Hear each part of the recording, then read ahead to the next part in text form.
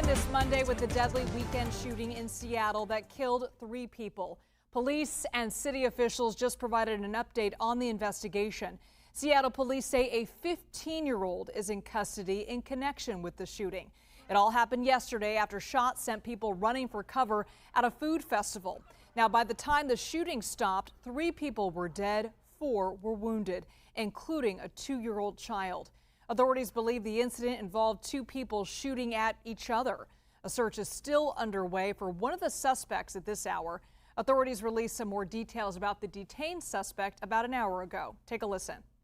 The Seattle Police Department detained a 15-year-old juvenile in connection with the shooting.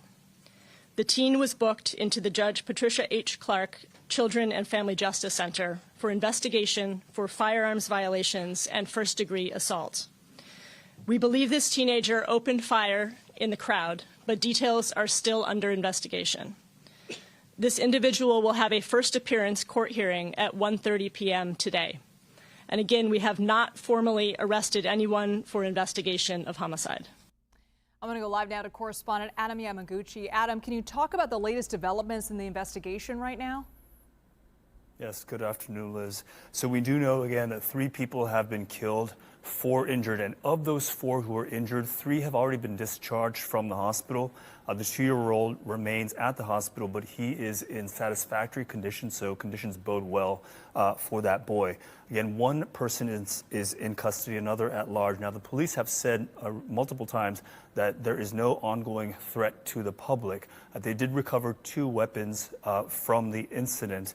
And while they are operating under the assumption that the second suspect is at large, the police chief did not rule out the possibility that that second suspect might be among those who had died.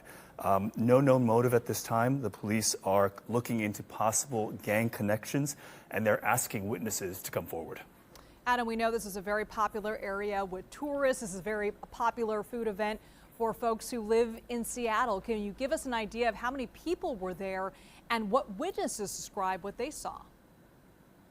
Yeah, absolutely. This is a major food festival that just happens right outside the Space Needle in Seattle. What we understand is that over 350,000 people, including many families, attended over the weekend. So lots of people, a large crowd, and there was a lot of chaos and confusion. Some people thought that they were hearing fireworks. They quickly realized that there was a shooting, and they ran for cover. Take a listen.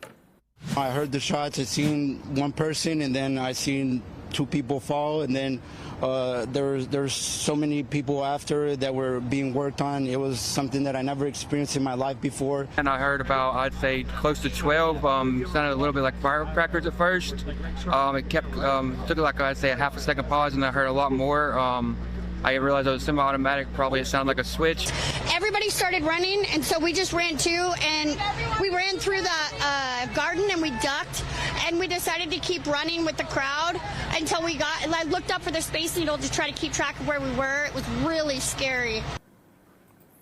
Now, police are looking for any potential CCTV cameras that may have captured the incident at the Seattle Center. But in the meantime, you can imagine this really shakes the community to its core. This is an event that draws so many people who are just looking for a fun, festive night out, weekend out at the food festival, but quickly shaken back into the reality of gun violence in America today. Yeah, you can imagine how terrifying that was for the many people who were there. Adam Yamaguchi, thank you so much.